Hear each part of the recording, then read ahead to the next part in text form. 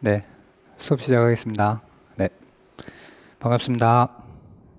네, 어, 일단, 새해가 새로 시작했으니까, 저 새해 인사부터 하고, 네, 새해 복 많이 받으십시오. 네, 촬영하신 분도 새해 복 많이 받으시고요. 네, 그, 저희들 수업 11월 달에 하고, 이제 한 2달 정도 안 했다가 지금 하는데, 또 막상 또 새로 쓰니까, 작년에 제가 처음 여기 섰을 때 좀 생각이 나긴 하는데, 오면서 또 어떤 분을 만날까 제가 이렇게 좀 생각하면서 왔었거든요. 그래서 제가 종교인 한 분이 그런 말씀하셨는데 그 임산부였어요. 그분이 근데 아기를 놓을 텐데 좀 기도문 하나 달라 이렇게 말씀하셨거든요. 좋은 아이가 태어나도록. 그런데 그분이 뭐라고 하셨냐면 좋은 아이가 태어나도록 기도하지 말고 어떤 아이가 와도 사랑할 수 있도록 그런 나가 될 수 있도록 했으면 좋겠다 이런 기도를 하라고 하시더라고요. 그래서 저도 오면서 그런 생각을 했고, 근데 우리 선생님들도 학교 가시면 좋은 아이가 왔으면 좋겠다라는 생각보다 어떤 아이가 오더라도 내가 사랑하겠다 이런 좀 생각을 가지시면 학교 생활하는데 좀 좋지 않을까 그런 생각하면서 제가 좀 왔습니다. 네. 그러면은 어, 그 제가 새해 이게 한 해가 들면서 제가 한 살을 더 먹었잖아요. 그래서 작년에 이제 시험 친 분들이랑 몇몇 분을 만나서 좀 대화도 나누고 이렇게 했었는데 나이가 드는 거에 대해서 그 만난 분이 좀 30 되시는 분이 좀 많았었거든요. 그런데 이제 29에서 30 넘어가니까 앞자리가 바뀌니까 좀 마음이 그렇다 이런 말씀들을 좀 하시더라고요. 그런데 그런 말 들으면서 제가 또 무슨 생각했냐면 제가 최근에 그 노래 가사 중에 그런 가사가 있더라고요. 근데 지금 여기 계신 분들은 좀 젊은 분들인 것 같은데 그 나이 드는 거는 그 나이가 드는 거는 늙는 것이 아니라 익어가는 거래요. 그래서 저는 이 말이 좀 좋더라고요. 그래서 선생님들도 나이 먹는 게 늙어가는 게 아니라 익어간다라고 좀 생각했으면 좋겠고, 제가 이 말 왜 하냐면 나중에 교육심리에서 그 지능이 있거든요. 카텔이라고 있습니다. 카텔이라고 있는데 이분이 무슨 말을 하냐면 유동지능이랑 결정지능을 얘기하시거든요. 그래서 이거 차이 아시죠? 그래서 보통 제가 이거 차이가 뭐야 이렇게 하면 약간 멈칫하다가 이 단어 때문에 조금 헷갈려 하시는데 유동지능은 지능이 변한다는 거예요. 그러니까 나이가 들면 들수록 22세 기반으로 해서 그 기억력이 조금 괜찮아졌다가 이때부터 기억력이 좀 안 좋아지기 시작하거든요. 그래서 남자분들은 이때 많이 군대를 가죠. 갔다 와서 바보 된다 이런 말들 많이 하시는데 저도 이때 기점으로 지능이 많이 안 좋아진 것 같거든요. 그런데 그래서 지능은 변한다. 이런 의미에서 유동지능이고 그다음에 결정지능은 이거 다이아몬드 있잖아요. 이런 보석 같은 거를 결정체라고 하잖아요. 점점 견고해지는 거. 그러니까 이거는 분석지능이라고 생각하시면 돼요. 어떤 문제 해결력이라든지 분석력이라든지 이런 게 좋아지는 거. 그래서 이거 나이가 들면 이런 건 좀 안 좋아지는 거고 결정지능은 나이가 들면서 좋아지는 거거든요. 그래서 이렇게 생각하지 마시고 우리가 결정지능이 좋아진다 이렇게 생각하시면 좀 저는 위안이 됐거든요. 저는 나이가 들면서 이게 암기력은 안 좋아지는 것 같은데 분석력은 좋아지는 것 같아요. 그래서 좀 항상 좀 안 좋은 쪽으로 생각하시는 것보다 긍정적으로 생각하시는 한 해가 됐으면 좋겠습니다. 네. 그러면은 일단 제 이름은 김신입니다. 네. 그리고 오늘은 1교시에는 최근 기출 경향 분석이랑 그다음에 1, 2월 수업 어떻게 할지 계획 잠깐 말씀드리고 그다음에 세 번째는 두 번째는 계획 말씀드리고 세 번째는 교육과정 개념에 대해서 잠깐 설명하고 이게 OT가 될 것 같거든요. 1교시가 보통 OT니까 최근 기출 경향 분석을 하고 계획 말씀드리고 교육과정 개념, 교육과정이 어떤 건지 좀 알고 다음 시간으로 넘어가도록 하겠습니다. 그리고 2교시는 교육과정 유형하고 교육과정 역사, 가정, 그러니까 교육과정 어떻게 흘러왔는지 그걸 좀 볼 거거든요. 그리고 3교시는 저는 항상 그 공부하고 나면 형성평가가 좀 중요한 것 같습니다. 그래서 심리 연구 논문들을 살펴보면 기억에 가장 오래 남는 건 시험이라고 해요. 그러니까 선생님들 시험 치면 이제 시험 앞두고 긴장도 하고 시험에 대해서 안 좋은 인식을 많이 갖고 있는데 그건 우리나라 시험이 대부분인데 규준 참조 평가를 해서 그렇죠. 중고 참조 평가나 자기 참조 평가, 숙달 평가를 하면 시험에 대해서 불안감이 낮아지는데 자꾸 선발을 하고 남과 비교를 하다 보니까 시험에 대한 불안이 자꾸 생기는 거거든요. 그런데 저는 절대 선생님들 서열화시키거나 이런 거 가지고 그런 거 절대 안 하니까 네, 내가 지금 어느 수준에 있고 내가 뭐가 부족한지 꼭 알아야 되거든요. 그렇게 알고 나면은 메타인지가 형성이 되잖아요. 그러면서 학습의 효과가 이렇게 많이 올라갑니다. 그래서 논문에 그렇게 나와 있습니다. 가장 좋은 기억력을 가질 수 있는 것은 시험을 치는 것이다 라고 되어 있기 때문에 형성평가하고 풀이를 하도록 하겠습니다. 그래서 우리 임용시험에도 형성평가가 2번이나 출제됐잖아요. 그만큼 중요한 겁니다. 그래서 선생님들도 학교 가서 항상 형성평가를 수업 도중에 한두 문제라도 하시면은 아이들 수업 태도나 어떤 학습력에 좋을 겁니다. 네.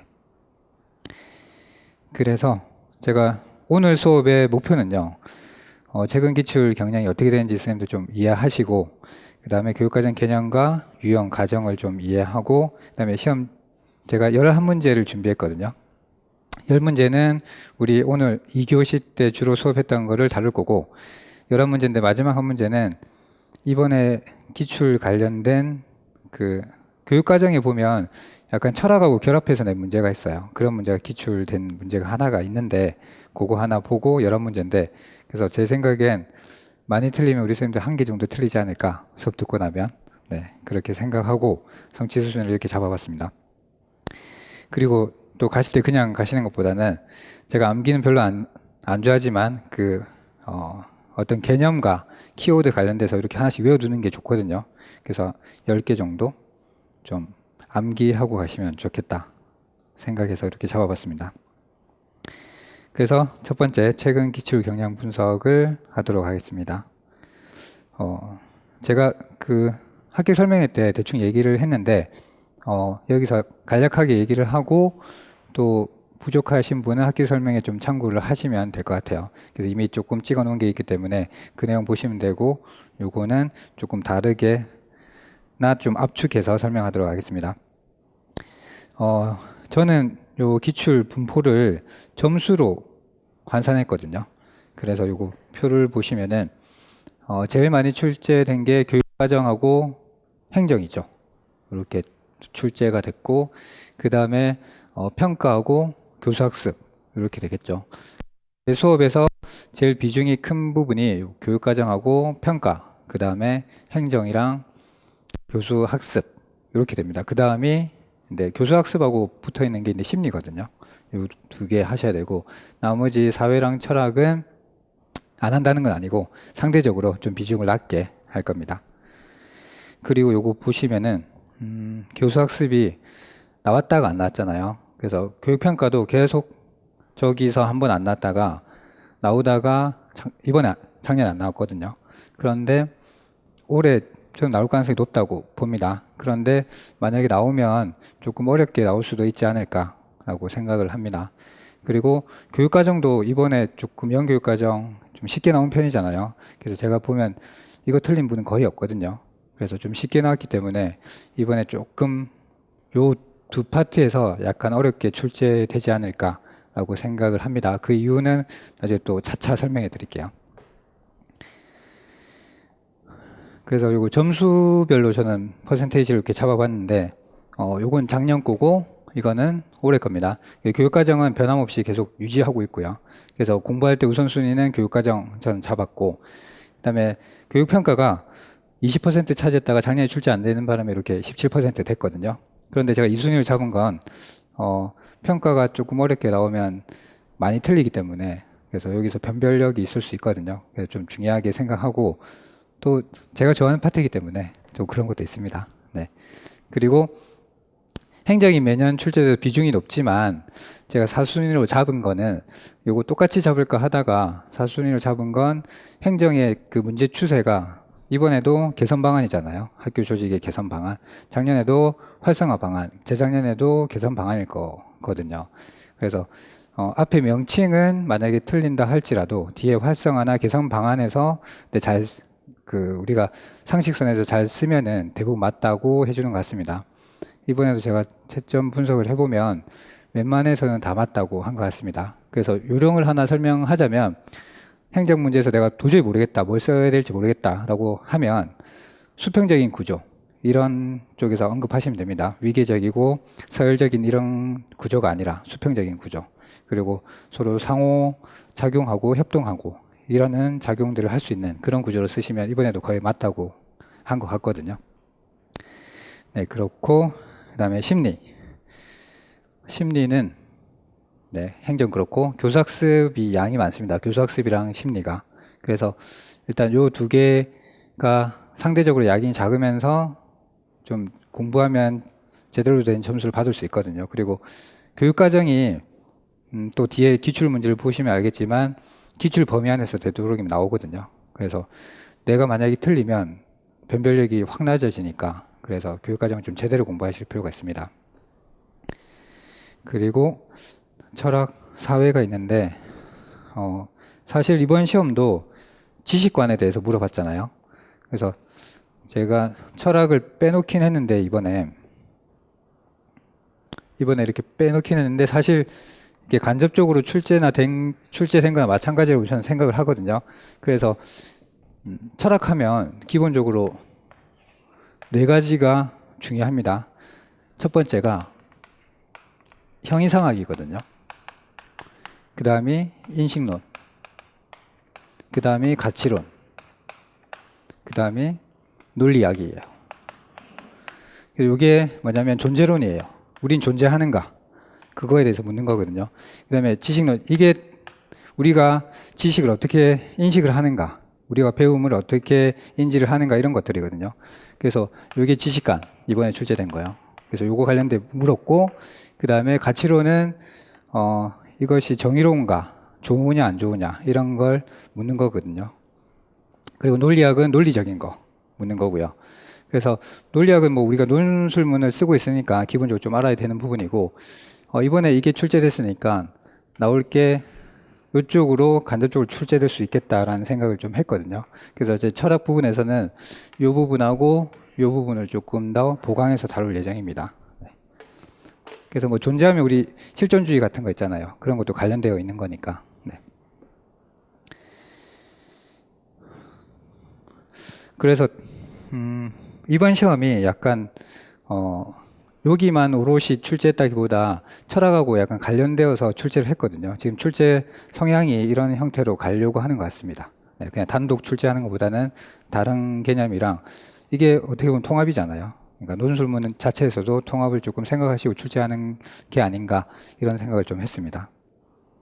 그래서 제 수업의 1, 2월 수업은 기본 개념에 충실하고 3, 4월은 개념을 조금 통합할 수 있는 그런 수업으로 좀 진행할 예정입니다. 이러한 시험에 좀 대비해야 될 필요성이 있다고 생각이 들어서 네. 그리고 네, 이렇게 보시고 1, 2월 강의 계획은 일단 1, 2월 기본 개념반입니다. 그래서 최근 한 20년간 문제 중에서 기출 2회 이상 된 거 위주로 개념을 설명할 예정입니다. 그리고 교육과 구조를 파악할 텐데 저는 기출된 거 표가 있거든요. 연도별로. 그걸 보시고 구조를 좀 파악하시면 될 것 같습니다. 요 표거든요. 그래서 2002년부터 2020년까지 이렇게 표가 있습니다. 예를 들면 이번에 연교육과정 나왔잖아요. 객관식에서 이렇게 5번 출제됐잖아요. 그러니까 출제 빈도가 높죠. 그러니까 이런 건 꼭 봐줘야 됩니다. 네. 이런 개념을 필수적으로 하고 1, 2월 달에 하시고 3, 4월에는 이런 부분 있잖아요. 그러니까 구성주의 교육과정이 출제 안 된 게 아니거든요. 출제된 적은 있습니다. 간접적으로. 이번에 사회적 구성주의도 직접적으로 출제된 적은 없지만 간접적으로 좀 출제가 됐었거든요. 그런 부분을 좀 상세하게 더 볼 예정입니다. 3, 4월 달에 이런 부분을 좀 개선 방안이라든지 뭐 이런 것들을 좀 다룰 예정이에요. 이건 객관식은 출제된 적 없는데. 네. 네, 이렇게 구조를 기출표를 기반으로 해서 파악을 할 거고요. 그다음에 핵심 개념을 통한 영속적 이야기. 요거는 백워드 위긴즈 맥타이가 주로 하는 말이에요. 그러니까 우리가 어떤 개념을 하나를 정확하게 알고 있으면 이게 파생되거든요. 그러니까 쉽게 얘기해서 전이, 그러니까 다른 지식으로 확장이 쉬워지거든요. 그래서 내가 핵심 개념을 잘 알고 있는지 그게 중요하기 때문에 그것을 통해서 영속적으로 이해하자. 요거는 설명하면서 제가 말씀드릴게요. 그리고 기출문제를 통한 핵심 키워드만 암기. 제가 이 수업, 작년에도 수업하면서 제일 중요하게 여겼던 부분이 이 부분인데요. 그러니까 선생님들이 암기를 해서 시험장에 가서 써야 되잖아요. 근데 저희 같은 사람은 그냥 설명만 막 하면 됩니다. 설명만 막 하면 되는데 선생님들은 현장 가서 쓰셔야 되니까 내가 쓸 거리가 필요하거든요. 재료가. 그 재료가 아무 데서나 가져오면 안 된다고 저는 생각을 하고 기출에 있는 키워드들이 있어요. 교수님들이 문제 출제하실 때 교수님들 책에서 가져오지만 한 번 더 정제를 하십니다. 그래서 좋은 단어들만 쓰시기 때문에 그래서 저는 항상 형성평가지는 대부분 기출문제를 사용합니다. 기출문제를 통해서 키워드, 문장들을 좀 암기하시는 게 중요하다고 봅니다. 그래서 1월달에 너무 많이 암기하시지 마시고 2를 통해서 암기되는 부분만 하시면 될 것 같아요. 그리고 아까 말씀드린 대로 한 10개에서 20개 내외로 제가 조금 암기를 시킬까 하거든요. 그래서 일주일에 10개에서 20개 정도면 부담스럽진 않잖아요. 네, 그래서 이 정도는 해주시면 좋겠다 싶고요. 그다음에 교재는 제가 만들어서 출판을 하려고 했는데 또 하다 보니까 욕심이 자꾸 생겨서 더 잘 만들려고 하는 생각이 들더라고요.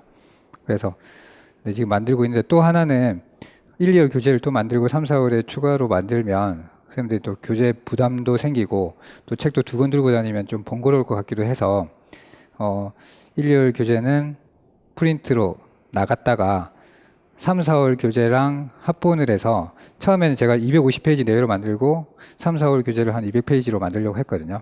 그런데 이걸 압축을 해서 한 350페이지에서 400페이지 정도로 만드는 게 좋겠다 싶어서 그걸 들고 다니면 되잖아요.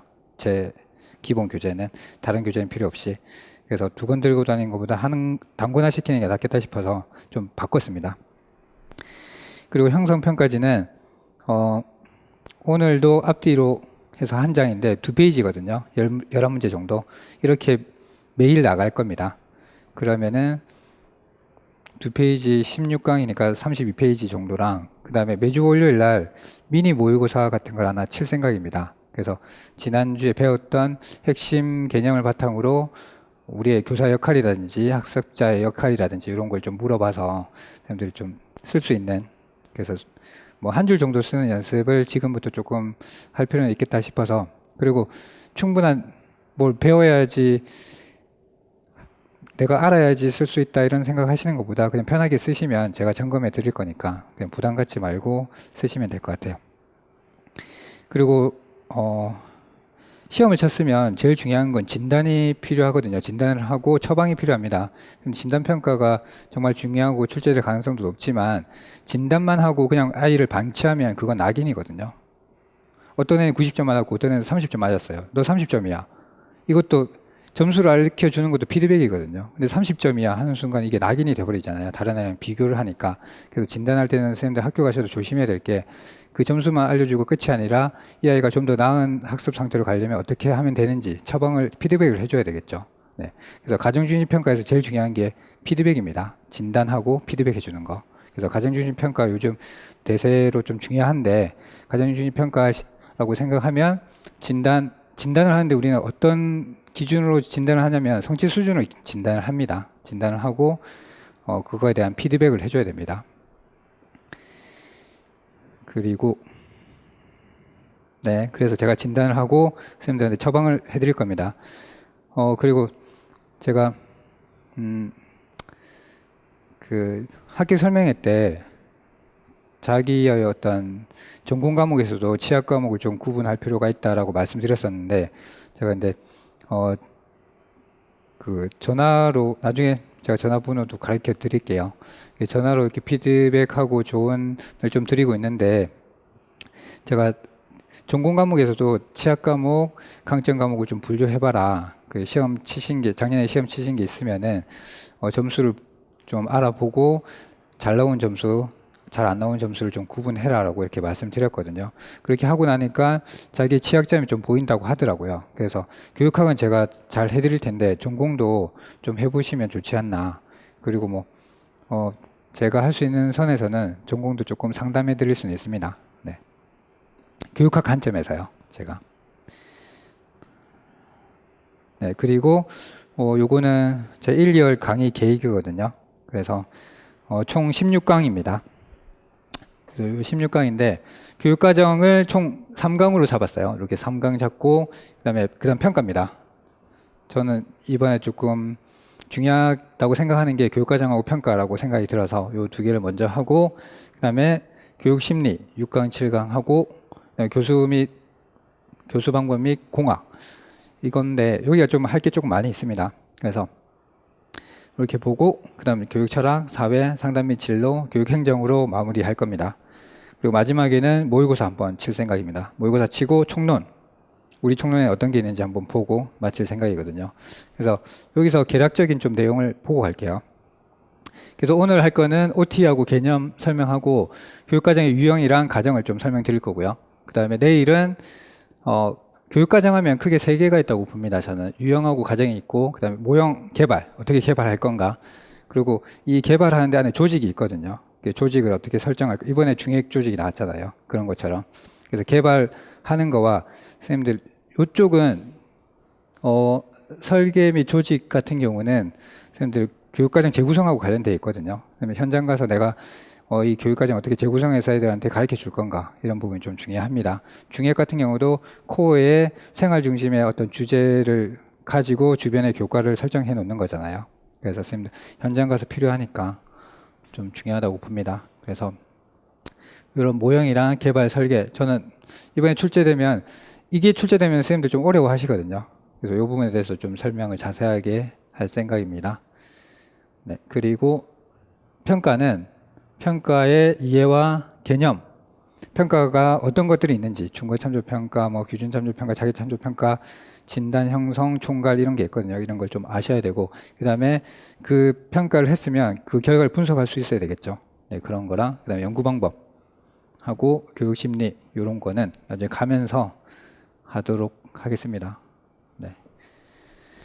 그래서 강의 일정은 이렇게 되고, 이 표를 보시고 오늘 강의는 어떤 걸 하겠네라고 대략 생각하시면 됩니다. 저는 대부분 이 계획대로 가거든요.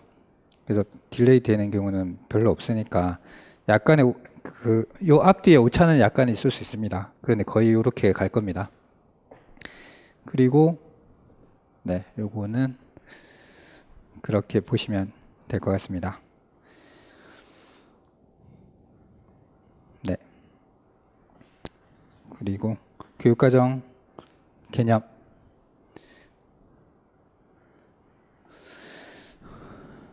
교육과정 기출 문제를 제가 표로 나타낸 건데요. 교육과정 하면 교재는 프린트물 1페이지입니다.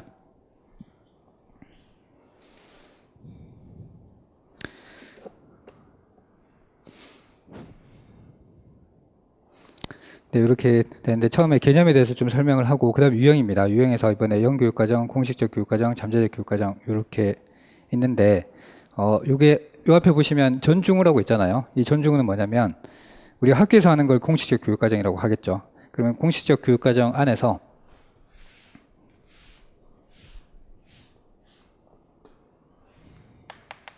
학교에서 하는 게 공식적 교육과정이겠죠. 그러면 학교에서 가르치지 않는 거, 요 설계 전에 나타나는 게 영교육과정이겠죠. 그래서 학교 수업 전에 일어나는 것들이 영교육과정을 할 수 있습니다. 그리고 애들한테 가르쳤는데 제가 수학을 가르쳤어요. 그런데 수학이 재미있는 아이들도 있겠지만 재미없는 아이들도 있겠죠. 제 수업을 들으면서 저한테 배제된 과목 이 파트가 있을 거잖아요. 제가 여기 안 잡은 교육학이 있을 거잖아요. 그런 게 영교육과정이 될 거고, 그리고 제가 수업을 가르쳤는데 선생님들이 졸아요. 여기서 잠이 옵니다.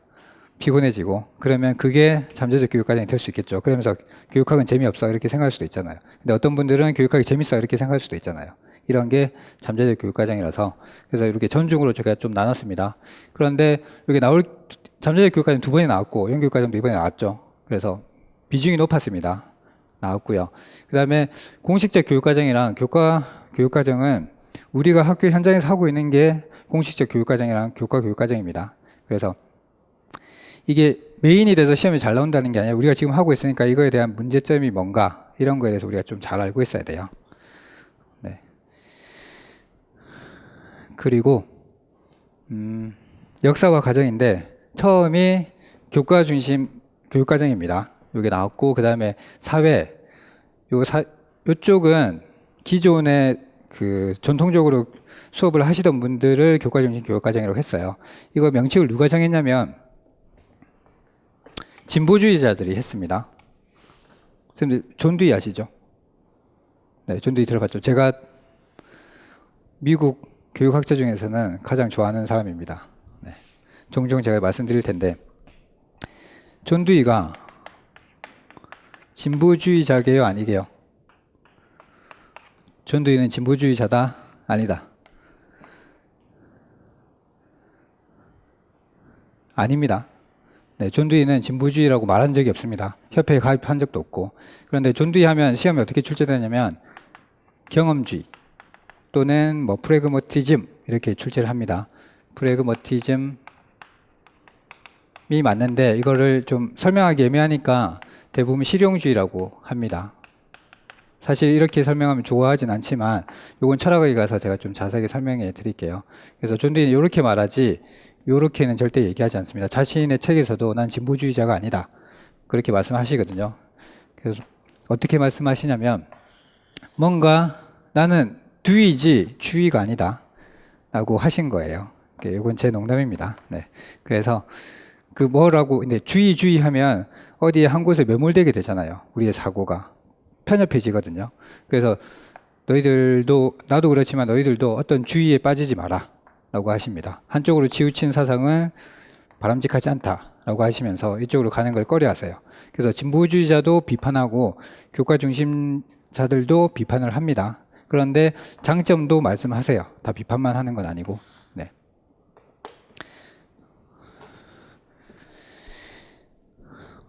그러다가 이제 요 사이에 요쪽 사람들이 누구냐면 그 보빗이나 타일러라고 생각하시면 돼요. 타일러도 진보주의 계열의 사람이거든요. 그런데 보빗의 영향을 받아서 좀 과학적인 방법을 많이 추구하셨어요. 그러다가 이제 진보주의자가 활기를 띠면서 학습자 중심의 경험 중심 교육과정이 나오죠. 그러면서 중해교육과정도 나오고요.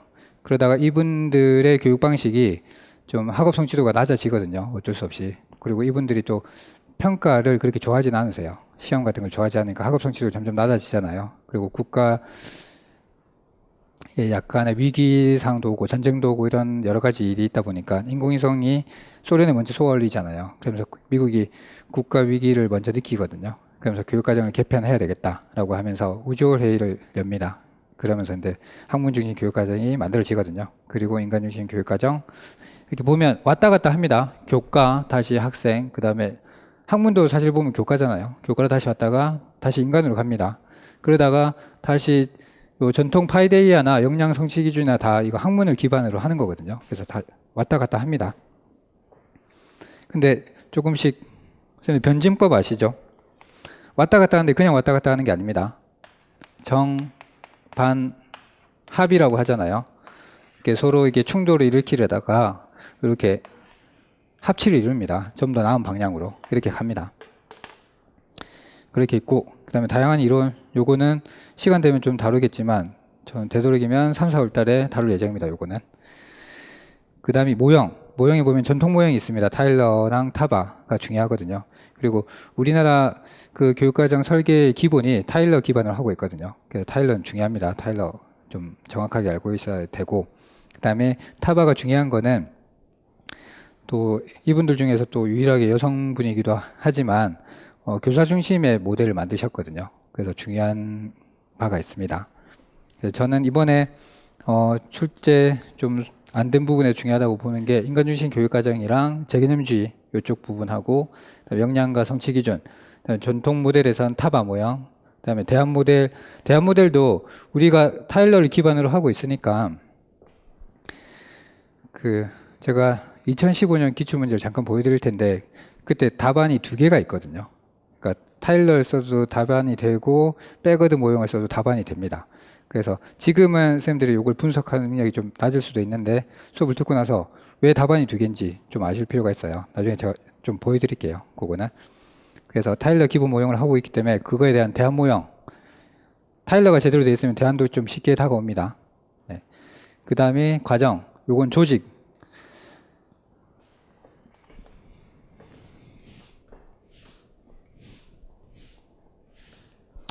교육과정이 기본적으로 어떻게 되냐면 처음에 목표입니다.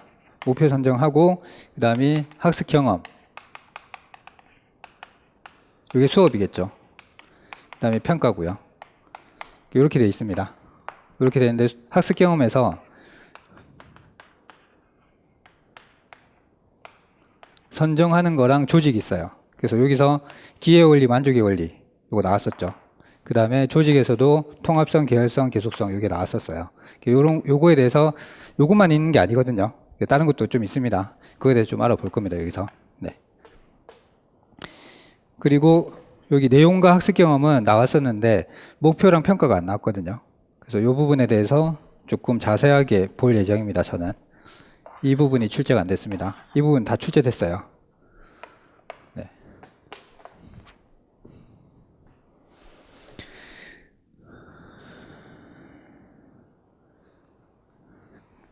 그러면 자 이제 교육과정이 뭔가 좀 볼게요.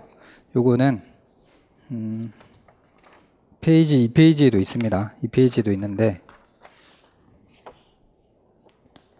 교육과정 하면 무엇을 가르칠 것인가 이게 가장 중요합니다. 첫해 2014년도 논술에서 출제된 건 잠재적 교육과정입니다. 잠재적 교육과정이고 두 번째는 학문 중심 교육과정에서 수업 전략, 그리고 세 번째 2015년도는 교육과정 설계 방식 백워드가 나왔었죠.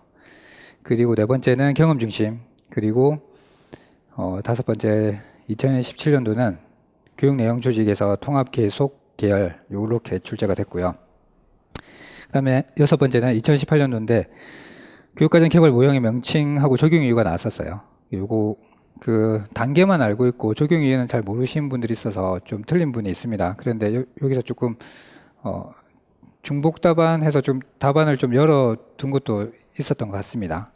토대, 뭐 강령, 설계, 수기 모형 이렇게 해서 있는데 요거에 대해서 그냥 쓰면은 좀 부분 점수만 줬을 것 같고 그거에 따라서 학교에 어떻게 적용할 것인가 자세하게 기입을 하면은 그 제대로 된 점수를 받았을 거라고 생각이 듭니다. 그리고 재작년도에는 잠재적 교육과정이랑 타일러의 기회와 만족의 원리가 출제됐었고 작년에는 연교육과정 내용 선정 시사점 조직 방식 명칭이 나왔었죠.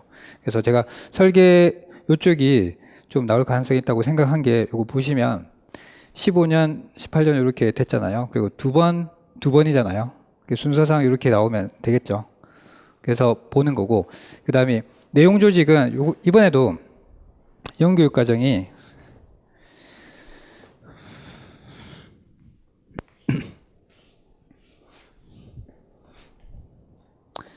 시사점 쓰라고 했잖아요.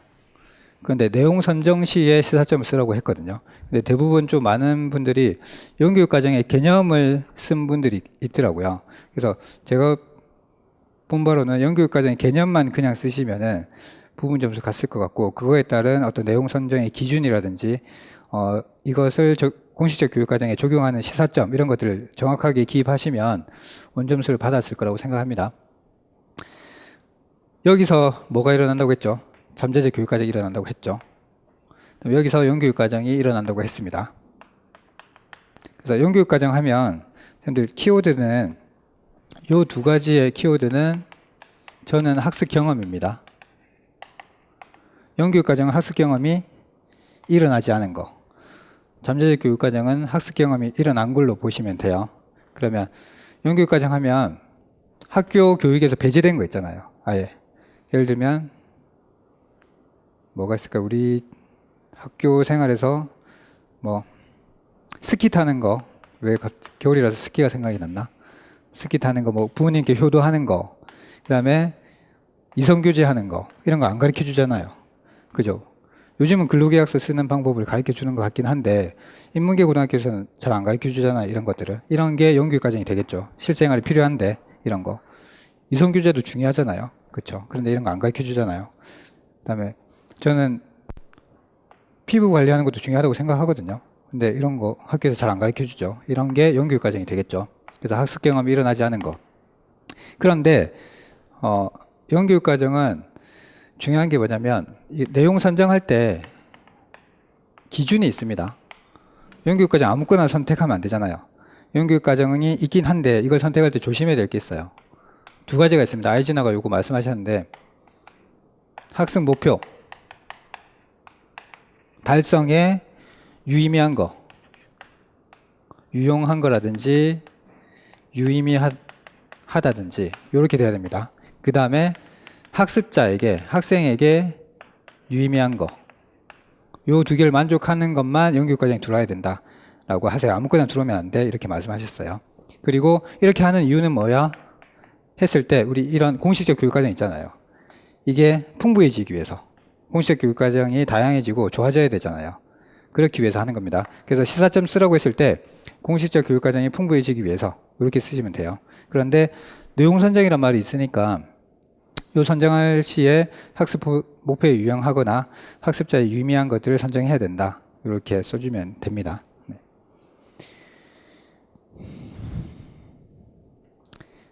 그러면 제가 이번에 출제된 건 연교육 과정이었는데 한마디로 요약을 하자면 저는 이렇게 봐지더라고요.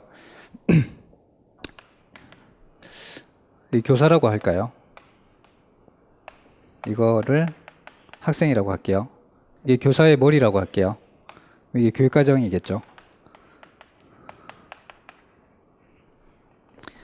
선생님들 교육과정을 스스로 교육과정 만들 수 있어야 돼요. 학교 가서 전문가가 돼야 됩니다. 저는 제 전공은 수학교육이었거든요. 그래서 저는 개인적으로 좀 부르는 걸 좋아했어요. 학창시절에. 그리고 수학은 수학다워야 된다. 교과는 교과다워야 된다. 이런 말들을 주장하는 사람들이 학문중심 교육과정 사람들이거든요. 그래서 수학은 수학다워야지. 교사는 수학을 잘 해야지. 이런 측면이 강했어요. 저는. 학문. 이 교육과정은 학문이 들어야 돼.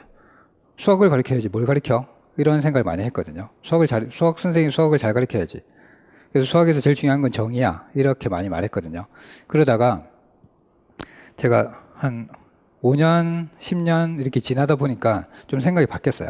수학에서 제일 중요한 건 제가 정의라고 가르쳤다가 그다음부터는 수학에서 제일 중요한 건 정의가 아니라 이때는 그런 말도 많이 했거든요. 우리나라가 정의롭지 못한 이유는 수학 시간에 너희들이 정의를 똑바로 안 배워서 그런 거야. 이렇게 많이 말했거든요. 그런데 한 5년, 10년 뒤에는 저는 친절이 중요한 것 같습니다. 애가 지금 풀지 못하고 있어도 기다려줄 수 있어야 되고 그다음에 왜 못 푸는지 관찰해서 그걸 처방을 잘 해줘야죠. 그게 교사라는 생각이 들었거든요. 그래서 근데 아니야. 학생이 중요해. 그다음에 학생 중에서도 이 학생에 대한 이해가 중요하다. 이런 것들을 교육과정에 담아야 돼. 이런 말들을 하세요. 그러면 선생님들은 나는 학문이 제일 중요해. 나는 아이들이 더 중요해. 이런 것들 좀 생각할 필요가 있습니다. 근데 저는 다 중요한 것 같아요. 그런데 자기 입지는 좀 명확하게 할 필요는 있는 것 같습니다. 저는 이걸 기반으로 이게 중요하다고 생각해요. 선생님이 제가 수학을 가르치는데 수학을 못 풀어.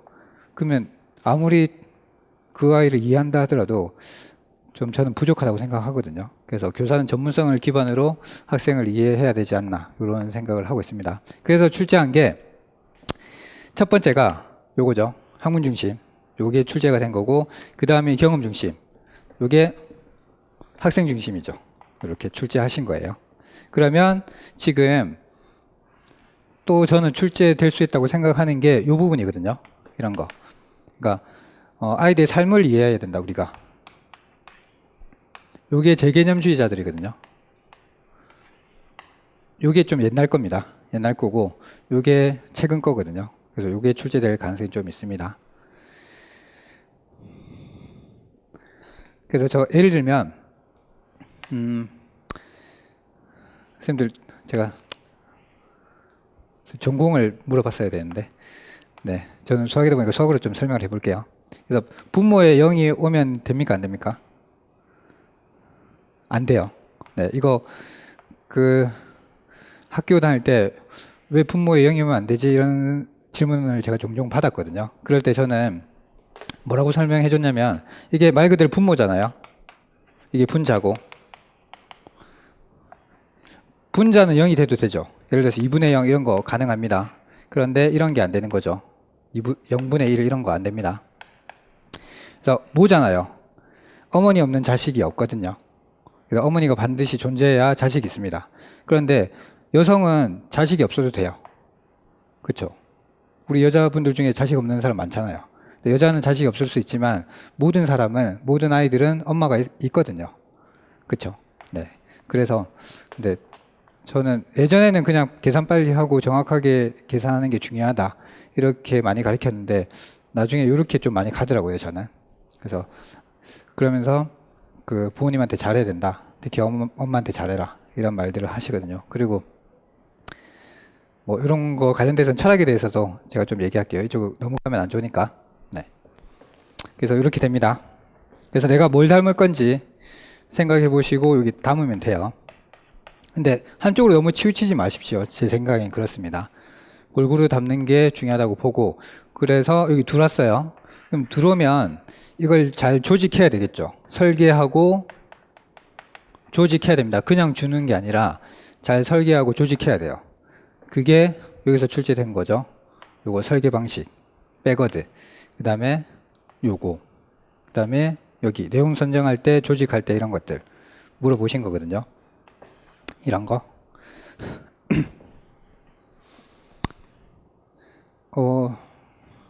간혹 저거 백워드에 대해서 조금 혼란스러워 하시는 분이 있는데, 간략하게만 설명해 드릴게요. 여기서 아까 목표 수업 평가였잖아요. 기본 프로그램이 이렇게 됐는데, 우리 학교에서 보통 이렇게 가르치시거든요. 목표, 오늘 수업 목표는 요거야 하고 수업하시고 그 다음 평가합니다. 근데 이렇게 하니까 시간이 흐르다 보니까 어떤 일이 생기냐면, 수업 시간에 했던 게 시험에 안 나올 때가 있어요. 그런 게 좀 문제가 됐거든요. 그래서 백워드는 어떻게 했냐면, 목표하고 그 다음 바로 평가를 합니다. 평가한다는 게 가르쳐 주지도 않고 수업도 안 하고 시험 바로 친다는 게 아니라, 교사가 문제를 바로 만들어요. 목표 세웠잖아요. 이 목표에 맞는 평가지를 바로 만듭니다. 그러면 평가지가 이렇게 나오잖아요. 이렇게 나오면 이것만 아이들한테 가르치는 거예요. 예를 들어서 제가 지금 가르쳐 준 게 시험에 다 나와. 이렇게 하면 집중도가 아주 높아집니다. 네. 그래서 이렇게 바로 해보자 라고 하신 거예요. 네. 그래서 이 위치가 바뀌었다라고 해서 빼거든요. 그래서 이때 시험에 특징 쓰라고 했잖아요. 특징 쓰라고 했으니까 요거 쓰시면 돼요.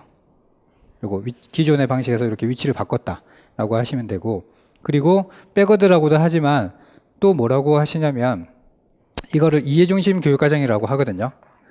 네. 그래서 빅 아이디어를 기반으로 이해를 중요하게 생각한다, 이렇게 써도 답안이 됐었습니다. 네. 그래서 이렇게 어떻게 조직할 건가, 어떻게 설계할 것인가, 이런 걸 생각하시고 아이들한테 이제 교육과정을 전달해 주는 거죠. 전달해 주면 어떤 아이는 오늘 수업 너무 재밌었어, 좋았어, 난 지루했는데, 이렇게 생각할 수 있잖아요. 그런 것들이 잠재적 교육과정이죠. 네. 지금도 잠재적 교육과정이 일어나고 있습니다. 이 교실 안에서도. 네. 그래서 저는 이 잠재적 교육과정을 예전에는, 그러니까 여기서 일어나는 게 잠재적 교육과정이잖아요. 학생들한테서 일어나는 게. 그러면 여기까지는 학생의 무지였어요. 근데 교사나 학교들이 학생의 무지를 좀 잘 해결해 줘야 된다, 이런 입장이었거든요. 그런데 여기 와서는 학교의 무지도 우리가 고려해 봐야 돼. 우리 교사들, 학교들이 잘난 척해서는 안 된다. 우리가 모르고 있는 것들도 있다. 아이들이 잘못 학습하는 것들이 있으니까 이런 것들을 우리가 결과적으로 이렇게 되는구나, 우리가 잘 이해하고 아이들을 보듬어주고 이렇게 해야 된다라는 입장에 온 거거든요. 그래서 선생님들도 무조건 이렇게 가르쳐야 된다는 생각을 기반으로 하시지만, 이게 AS라고 할 수 있겠죠. 우리가 뭐 휴대폰 팔았으면 그게 끝이 아니잖아요. 그다음 AS가 필요하잖아요. 그런 거라고 좀 생각하시면 편할 것 같아요.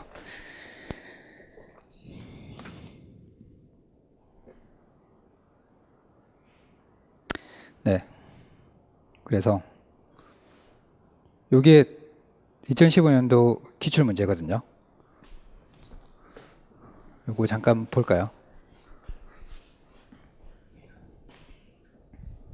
교육과정 설계 방식 및 수업 전략에 관한 문제점과 개선 방안입니다. 요 그대로 있는 거 가져왔거든요, 제가.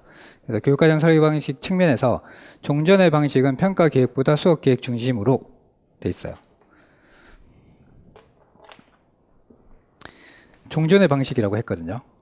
그러면 이거 잠깐. 요 때는 안 가르쳐 줬어요. 안 가르쳐 주고 요 때는 가르쳐 줬습니다.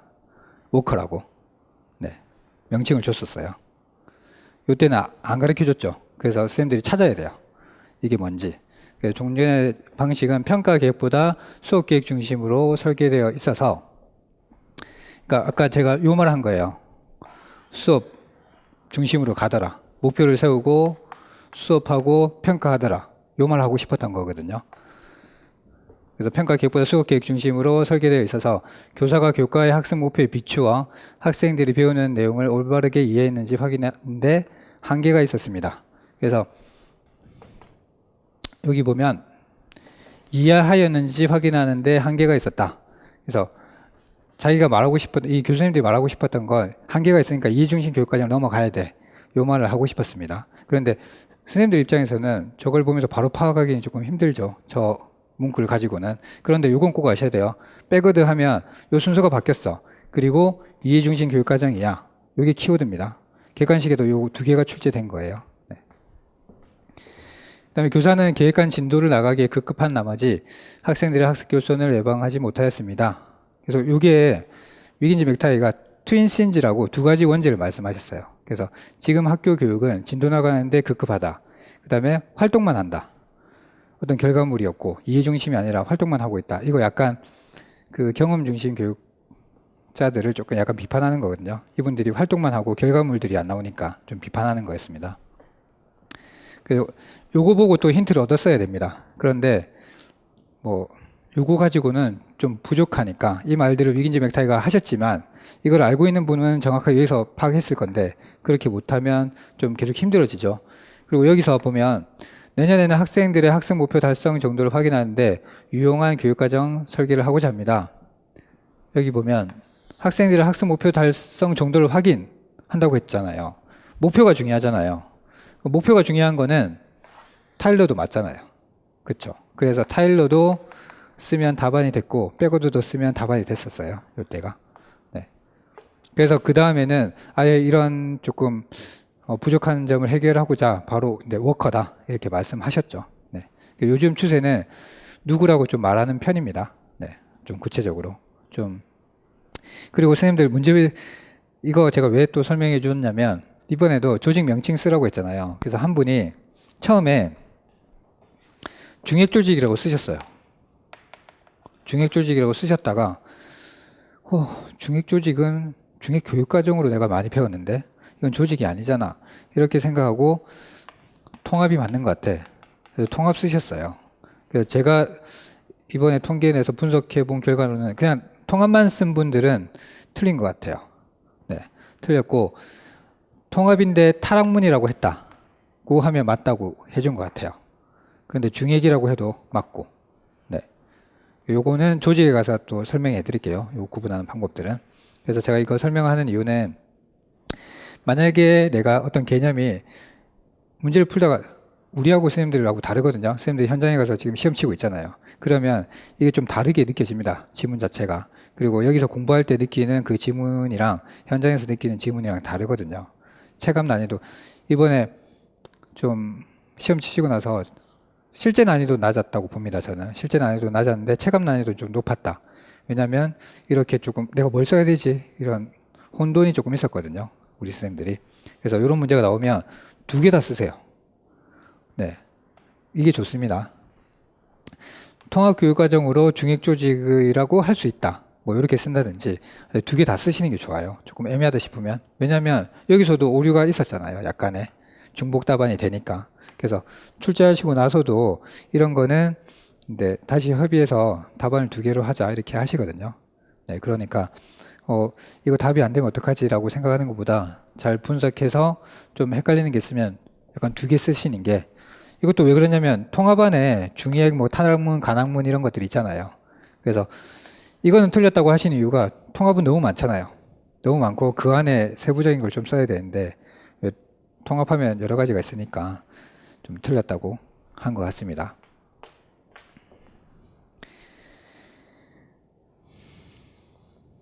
네, 제가 좋아하는 분입니다. 존 듀이. 네, 이렇게 생기셨어요. 그리고 나이가 거의 100세 가까이 사셨죠. 90 몇 세입니까? 94세죠. 그 정도 사셨는데 그 교육학 하시는 분들이 되게 오래 사세요.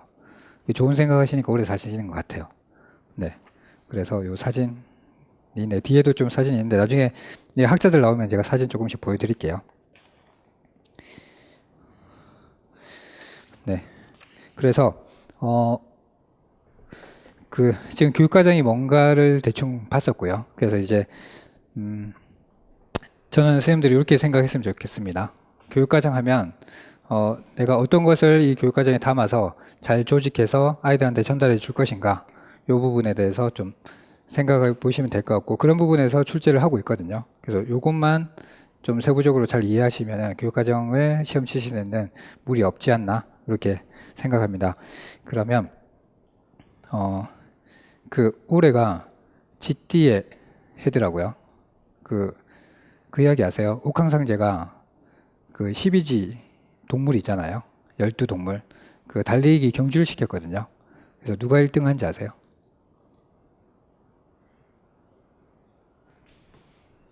네, 맞아요. 네, 지입니다. 지가 1등 했었거든요. 근데 지가 1등 했는데 어떻게 1등 했는지 아세요? 네, 맞아요. 네, 소가 2등 했거든요. 이게 자축인묘일 거예요. 자시가 뭐냐면 11시부터 1시 겁니다. 그리고 축시가 1시부터 3시인가? 이렇게 될 거거든요. 그래서 소는 느리잖아요. 자기가 느린 걸 알고 제일 일찍 일어났어요. 빨리 출발해야 되겠다. 난 느리니까. 제일 일찍 일어나야지 하고 일어난 거예요. 근데 지는 사실 얘는 일찍 일어났다기보다 안 잔 거라고 볼 수 있겠죠. 12시니까. 아예 안 자고 버틴 거잖아요. 버티고 있다가 소가 출발할 때 소 위에 제가 그림 잘 학교 다닐 때 좀 그랬던 것 같은데 하여튼 이렇게 지가 올라탄 거예요. 이렇게 몰래 올라타서 경주를 하다가 마지막에 이렇게 뛰어내린 거죠. 네, 그래서 1등 한 거거든요. 그래서 제가 이 말을 왜 하냐면 제가 소처럼 가겠습니다. 소처럼 가면 선생님들이 잘 올라타가지고 저를 잘 이용해가지고 수험생활 하시는데 조금 보탬이 됐으면 하는 바람에 이 설명을 좀 해봤습니다. 그래서 올해 한 해 새해 복 많이 받으시고 공부하시는데 좀 힘든 사항이 있으면 제가 최대한 도움을 줄 수 있는 사람이 되도록 하겠습니다. 그래서 1교시는 여기까지 하고 본격적으로 교재 수업 나가도록 하겠습니다. 그러면 한 10분 정도 쉬었다가 수업 진행하도록 하겠습니다. 수고하셨습니다. 네.